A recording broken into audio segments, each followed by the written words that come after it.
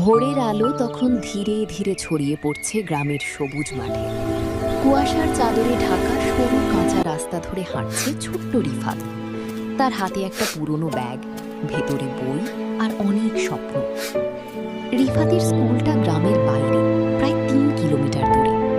শুকনো মৌসুমে রাস্তা ধুলোয় ভরা, কিন্তু বর্ষা এলেই সেই রাস্তা কাদায় পরিণত হয়। হাঁটা তো দূরের কথা, সাইকেল চালানো তখন কঠিন হয়ে যায়। একদিন সকালে আকাশ ছিল মেঘলা, আগের রাতের বৃষ্টিতে রাস্তা একেবারে নরম হয়ে গেছে।